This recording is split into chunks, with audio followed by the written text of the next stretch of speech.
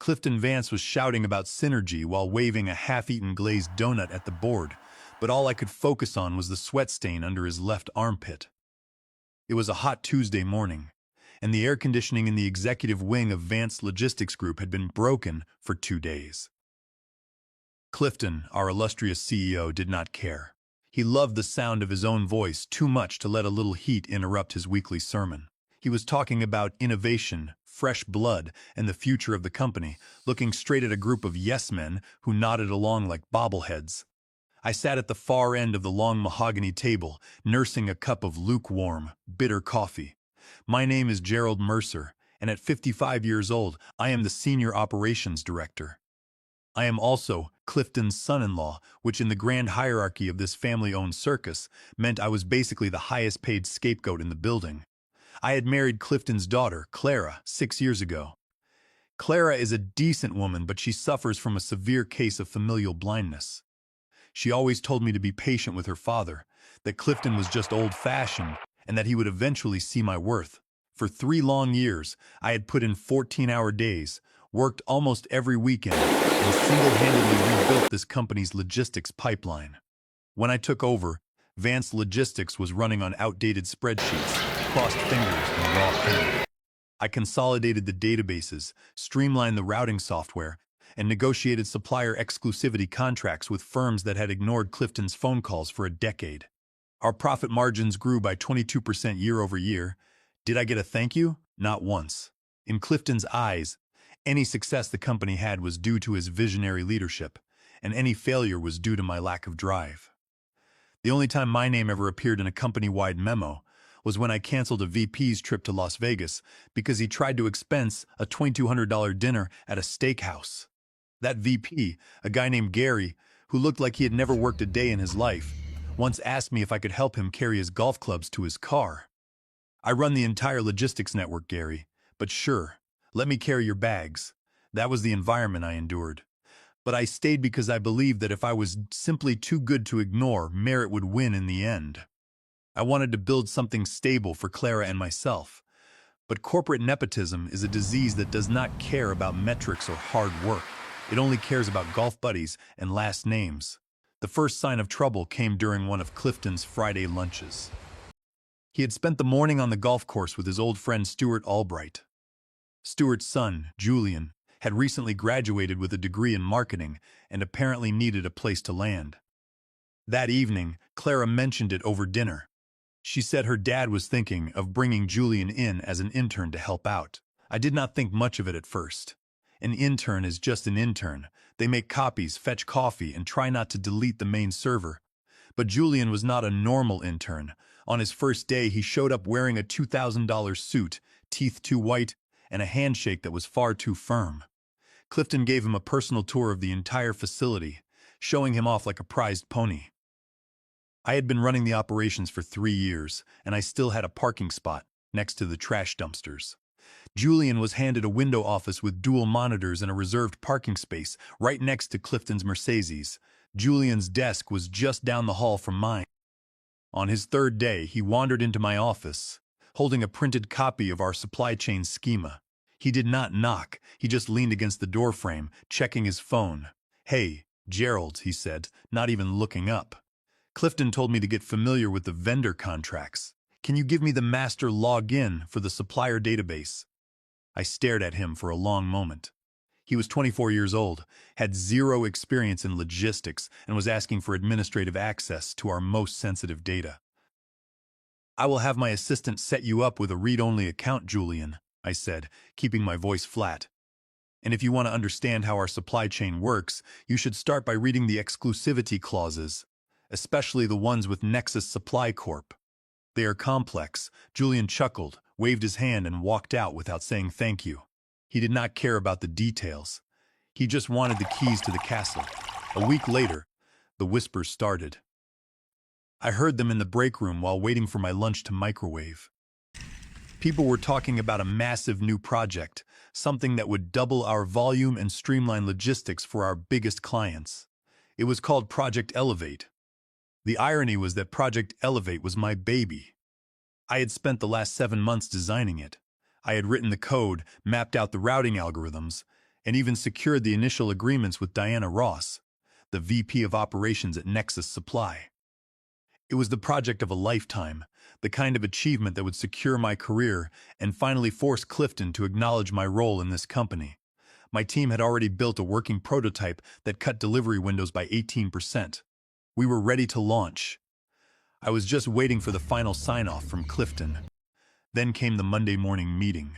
The catering was the first warning sign. There were trays of pastries and fresh fruit on the table, which only happened when Clifton was preparing to fire someone or deliver bad news. We all sat down. Clifton walked in, followed by Julian, who was carrying a brand new laptop. Clifton clicked his remote and a slide popped up on the screen. It was Project Elevate. "We need fresh eyes for this expansion," Clifton announced, looking everywhere except at me. "We need youthful energy to take us into the digital age. And that is why I am naming Julian Albright as the project lead for Project Elevate." The silence in the room was deafening. My assistant, who knew how many sleepless nights I had put into this project, looked at me with wide eyes. I did not move. I did not scream. I just leaned back in my chair, picked up a pen, and wrote one word in my notebook: resign. The silence of that conference room followed me down the hallway, but my heart was not racing. For the first time in 3 years, I felt completely calm. I walked back to my office, sat in my squeaky leather chair, and opened a blank Word document. I did not write a long, emotional letter. I wrote one simple sentence: "I, Gerald Mercer, hereby resign from my position as Senior Operations Director, Advanced Logistics Group, effective 2 weeks from today." I printed it, placed it in a crisp white envelope, and slipped it into my suit pocket. 2 hours later, Julian Albright knocked on my open door. He looked slightly less confident than he had during the Bagels and Synergy show. He was holding a printout of the Nexus Supply Corp contract. "Hey, Gerald," he said, rubbing the back of his neck. "Do you have the master folder for the Nexus exclusivity terms? I am looking at the renewal schedule, and the language is a bit weird. It mentions something about an authorized liaison." I looked at him, letting the silence stretch until he shifted his weight. Then I smiled. "That is not my job anymore, Julian," I said. "What?" He blinked. I stood up, walked past him, and headed toward the executive suite. Clifton's office always smelled of expensive wood and bad business decisions. He was on the phone when I walked in, gesturing wildly with a gold pen. He waved a finger at me, indicating I should wait. I stood there, silent, holding the white envelope. Yeah, Stuart," he was saying into the receiver, laughing loudly. "Julian is going to do great. Gerald will show him the ropes. We are looking at a huge Q4. I will call you back." He hung up, his smile fading into a look of mild irritation as he saw the envelope in my hand. "Gerald, what is this? We have a lot of work to do to get Julian onboarded." I stepped forward and laid the envelope directly in the center of his desk. "This is my 2-week notice, Clifton," I said, keeping my voice quiet and steady. Clifton stared at the envelope. He did not touch it for several seconds. Then slowly he picked it up, opened the flap, and read the single sentence. His face did a strange dance. His jaw tightened, and his cheeks turned a dark, blotchy red. "You are joking, right?" he said, his voice dropping. "No," I said. "I will ensure a clean transition of my basic tasks, but my decision is final." He leaned back in his chair, suddenly looking very old. "Come on, Gerald. Let us be adults here. Is this because of the project?" "You are taking this personally." I smiled. "You made it personal the second you decided I was more useful when I was invisible. You wanted my results, Clifton, but you did not want my face. Now you have Julian. Let him lead." He stood up, slamming his hands on the desk. "You cannot just walk out. We are in the middle of launching Elevate. Who is going to handle the supplier negotiations? Who is going to run the logistics network?" I turned toward the door. "I suggest you ask your strategic lead," I said.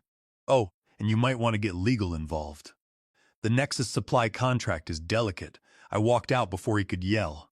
As I walked back to my desk, I took out my phone and sent a blind copy email to Diana Ross, the VP of Operations at Nexus Supply. The subject line read, "Notice of Departure, Liaison Gerald Mercer." I attached my resignation letter and cited Clause 7.2 of our agreement. I spent the rest of the afternoon packing my personal items. I did not make an announcement. I did not send a dramatic farewell email. I just quietly archived my files, cleaned out my desk drawers, and saved my handoff notes to the shared drive. but I left a few crucial folders empty. They had names like Q4 Nexus routing protocols and vendors exclusivity contact list. They were empty because those relationships lived in my head and in my personal records, not in their database. By 3 p.m., the rumor mill had processed the news. My junior managers started walking past my office, looking at me with expressions of shock and panic. By 5 p.m., the break room was buzzing. By 6 p.m., I received a text from my assistant. Julian had tried to log into the supplier portal to modify the shipping schedules, but he had been locked out by a restricted access warning. I went home. Clara was already waiting for me in the kitchen. She had a bottle of wine open and a look of deep concern on her face. "Gerald, my dad called me," she said, pouring me a glass. "He is frantic. He says you are ruining the family business over a minor disagreement. Are you really quitting?" I took the glass and sat down at the table. "Yes, Clara, I am. But why now, during the big launch?" Clara asked, her voice pleading. "Can you not just wait until next quarter?" I looked at my wife. "For 3 years, I have worked 70 hours a week to keep this company afloat. He took my project, handed it to an intern who does not know the difference between an invoice and a bill of lading, and did not even mention my name. I am 55 years old. I do not have time to wait for a man who will never respect me." Clara did not answer. She chewed her lip, looking torn between her husband and her father. But I felt no doubt. For the first time in years, the knot in my chest was gone. The next morning, I did 2 things. I went online and registered my own company, Mercer Supply Chain Consulting LLC. Then, I sent an email to my personal account containing a folder labeled Vendor Leverage. It was my insurance policy, and I had a feeling I would need it very soon. My 2-week notice period ended with a whimper, not a bang. On my last day, Clifton did not even come to the office. He was working from home, which was his usual excuse when he wanted to avoid a difficult conversation. I turned in my laptop, handed my security badge to a silent HR representative, and walked out of the building. The silence did not last long. Within 10 days of my departure, the gears of Vance Logistics Group began to grind and screech. It started with a screenshot forwarded to my personal phone by an old colleague in the operations department. It was a message from the company's Slack channel. Julian was posting, "Does anyone have the direct contact number for Diana Ross at Nexus Supply? We are hitting a wall on the weekly fulfillment orders. They are not returning my calls." I chuckled and took a sip of my morning tea. I knew exactly why Diana was not returning his calls. When I negotiated the Nexus agreement, I had insisted on Clause 7.2. Diana hated dealing with multiple contacts, so we agreed on a single point of contact. The clause stated clearly that the designated liaison was Gerald Mercer, and any transfer of that role required 30 days written notice and formal approval from the Nexus Legal Department. Under California Commercial Code, Section 2207, contract terms cannot be unilaterally altered without mutual assent, meaning Clifton and Julian had no legal authority to bypass this designation. Under California Commercial Code Section 2207, contract terms cannot be unilaterally altered without mutual assent, meaning Clifton and Julian had no legal authority to bypass this designation. Clifton and Julian had completely ignored this. As a result, Julian's automated purchase orders were being systematically rejected. The system was auto-replying with a polite but firm message from Diana's office. "We cannot process requests from unauthorized personnel. Per contract terms, all communications must go through the authorized liaison. No parts were shipped. No inventory was moving." Julian was running around like a headless chicken, trying to find anyone on LinkedIn who worked at Nexus to bypass the block, but no one would talk to him. The following week, another shoe dropped. A supplier named Fulcrum Dynamics flagged a delivery contract. I had negotiated a special timeline penalty waiver with them, but it was contingent on my personal oversight of the logistics system. Without my name on the management logs, the waiver was void. Suddenly, Fulcrum's automated invoicing system kicked in, charging Vance Logistics a $15 Suezone late fee for every week the launch was delayed, and since Julian was behind on every single metric, the fees were stacking up fast. Budgets were ballooning, timelines were slipping. Project Elevate, which was supposed to be the company's shining star, was bleeding money before it had even fully launched. I did not gloat, at least not out loud. But when I got a LinkedIn message from my old assistant that read, "Did you take the whole house of cards, or did you just pull out the bottom brick?" I allowed myself a quiet smile. Then came the leaked Zoom call. A friend from the IT department sent me an audio recording of a meeting between Julian Clifton and the lead strategist at Oak Ridge Group, our largest client. Oak Ridge was a multi-million-dollar account, and they did not tolerate mistakes. The Oak Ridge representative, a sharp-tongued woman named Sarah, was asking about the licensing agreements for the custom routing algorithms. "We need to finalize the IP transfer before we launch the pilot program next month," Sarah said. "Julian, can you confirm the status?" Yeah. Julian's voice stammered on the recording. "I think that is in the files Gerald was managing.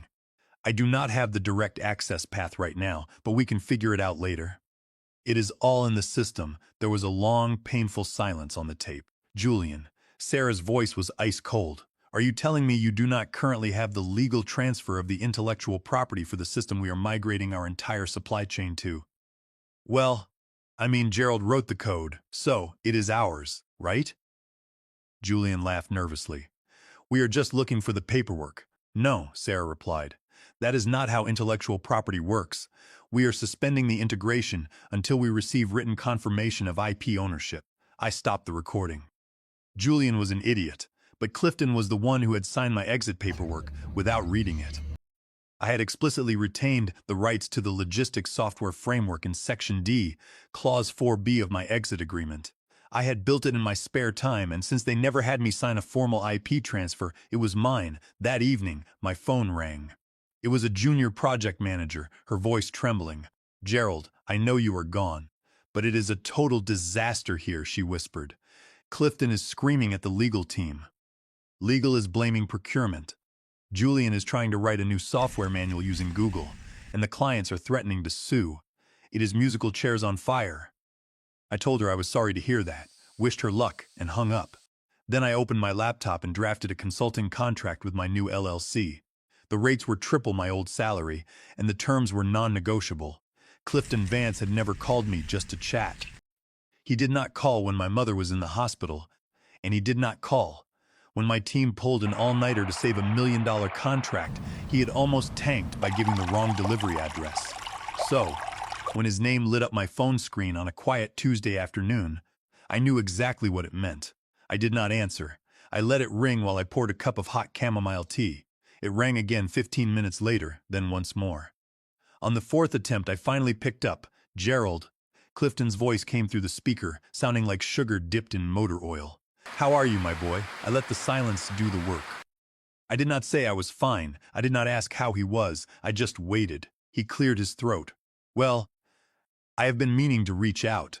Just wanted to check in and see how things are going with your new setup." I looked around the beautiful sunlit co-working suite I had rented. The space was quiet, smelling of fresh eucalyptus and printer ink, and the rent was fully paid for the next 6 months by Nexus Supply. Diana Ross had hired me as a logistics advisor the day after my resignation went public. "I am doing very well, Clifton," I said. "That is great, really great," he said, his voice tightening. "Listen, I won't waste your time. We have hit a few minor snags with Elevate. Nothing we can't handle, of course, just growing pains. But it made me think that maybe we could bring you back in, just temporarily, to help smooth a few things out. For the good of the company," I smiled. "I am consulting full-time now, Clifton," I replied. "My company does not do temporary employment." Of course," Clifton said quickly. "But we were thinking more like a short-term advisory role. What kind of package are you thinking?" I opened a tab on my laptop, looked at the fee schedule I had prepared, and doubled the numbers. "I will email you a proposal, Clifton. It will contain my terms. Triple my previous salary, a monthly retainer, and a 90-day minimum contract." There was a long pause on the other end of the line. I could hear his heavy breathing. "You have certainly found your voice, Gerald," he said, a nervous chuckle escape his throat. "I always had it, Clifton. You just talked over it." He did not reply. We hung up, and I sent the proposal. 5 minutes later, my email tracker showed he had opened it. The next morning, I received a notification of a wire transfer and a single-line email from Clifton. "Consider us retained." I printed the transfer receipt, taped it to the wall above my desk, and labeled it, "My favorite apology." But my return was not going to be a simple rescue mission. I was in control now. According to my sources inside the company, the board of directors had started demanding weekly operations audits. The fluffed-up PowerPoint slides that Julian had prepared, filled with pastel gradients and stock photos of handshakes, were no longer working. During one board meeting, a senior member had looked Clifton in the eye and said, "You told us the intern could carry the torch. So far, all he has lit is our reputation." And then, the final blow fell. Oak Ridge Group, our whale client, demanded an emergency meeting with Clifton and the board. A friend of mine, who worked from home and recorded the screen, sent me the transcript of that meeting. Clifton had tried to use his usual charm, telling them that the new team was making great strides. Sorry, Oak Ridge's strategist cut him off. "Clifton, your new team could not find a project timeline if you nailed it to their foreheads," she said. "We are terminating our contract with Vance Logistics Group, effective immediately." Clifton began to stammer, talking about transition plans and legal compliance. Sarah stopped him. "There is no need. We have already signed a direct logistics advisory contract with Gerald Mercer's firm. If Vance Logistics wants to keep any of our business, you will coordinate all operations through him." I played that section of the audio 3 times while eating my lunch. Vindication does not always arrive with trumpets. Sometimes it shows up as a cold, clean email from a client that simply says, "We prefer to work with him." Clifton had built his company on the assumption that clients were loyal to the logo on the letterhead. He was wrong. They were loyal to the person who made sure the trucks arrived on time, and the contracts did not catch fire at midnight on a holiday weekend. The boardroom of Vance Logistics Group looked like a crime scene. There were no catered pastries or fruit skewers this time. The air conditioning was working, but the air felt heavy and cold. Clifton sat at the head of the table, his collar open, his hair slightly messy. For the first time, he looked like a man who had run out of tricks. Across from him sat the head of our legal team, sliding a thick red folder labeled Exit Agreement. Gerald Mercer, across the polished mahogany table. The only sound was the soft hum of the projector and the nervous tapping of the CFO's pen. "Let us begin," the board chair said. His voice flat, the lead lawyer cleared her throat. "After a thorough review of the offboarding documentation signed by Clifton Vance, we have identified several critical legal oversights." Clifton leaned forward, trying to summon his old authority. "It was a standard exit package. I signed the default forms. There was nothing unusual." The lawyer pointed to a page. "Section D, Clause 4B, she said.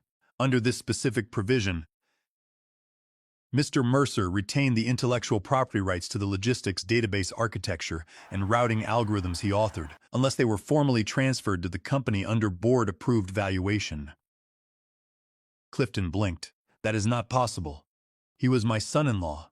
It was a courtesy form to expedite his exit. He does not own our software." "You signed it, Clifton," the lawyer said, her voice completely devoid of emotion, initialed and time-stamped. "We have verified the metadata. Mr. Mercer wrote the code on his own time before the project was officially funded. Because you did not execute the IP transfer before he resigned, he holds the rights to the core system." The CFO dropped his pen. It bounced off the table and fell to the floor. The VP of Operations put his head in his hands and muttered a soft curse. "Are you telling me," the board chair whispered, his voice rising, "that the entire foundation of Project Elevate is owned by the man we just allowed to walk out the door?" "Yes," the lawyer replied. "If we launch the pilot program next month without his written license, we will be in direct violation of the Federal Copyright Act under 17 U.S.C. Section 106. He holds exclusive rights to reproduce and distribute that software framework, and he can shut down our operations with a single federal injunction." Clifton's face turned the color of raw beef. "He was my son-in-law," he shouted, his voice cracking. "This is ridiculous. He cannot hold us hostage." The board chair looked at Clifton with a cold, disgusted expression.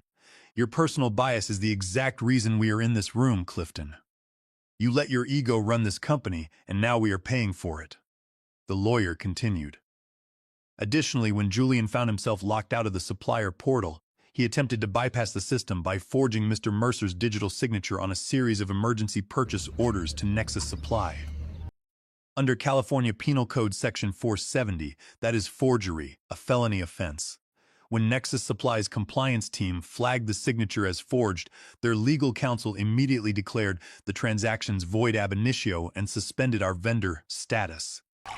That suspension halted our entire inbound supply chain, which forced us to shut down the main shipping terminal for 2 weeks. Because we failed to provide the mandatory 60-day notice for this operational stoppage to our 120 warehouse workers, we are now facing massive class action liability under the Federal Worker Adjustment and Retraining Notification Act, the Warning Act, 29 U.S.C., Section 2101, as well as the California Labor Code. Did he steal our data? The CFO gasped. No, the lawyer said. Mr. Mercer actually revoked his own access and sent a time-stamped confirmation to HR. He did your job for you. Furthermore, by delegating the oversight of a multi-million-dollar logistics integration like Project Elevate to an unqualified, unlicensed intern without any due diligence or board approval, Clifton has committed a flagrant breach of his fiduciary duty of care under California Corporations Code, Section 309, exposing both himself and the company to direct shareholder lawsuits. The silence returned, heavier this time. And then, without saying a word, Julian Albright stood up. He did not look at Clifton. He did not look at the board. He just quietly packed his laptop and notebook into his leather bag, zipped it shut, and walked out of the room. No one stopped him. No one even watched him leave except Clifton, whose hands were shaking on the armrests of his chair. What do we do? Clifton asked, his voice a raspy whisper. The board chair looked at the lawyer. Do we have any options? Negotiate, the lawyer said, and do it fast. Across town, in my quiet co-working suite, I was sipping a cold brew coffee. My phone buzzed. A text from my assistant read, "Board meeting just wrapped. You dropped a bomb." Clifton is done. I smiled, opened a blank document, and titled it, Consulting Retainer. Board rate. 3 weeks later, I attended the annual Midwest Logistics Gala. The grand ballroom was filled with the clink of glasses, the hum of jazz music, and the smell of expensive perfume. Clifton stood near the entrance, looking thin and deflated.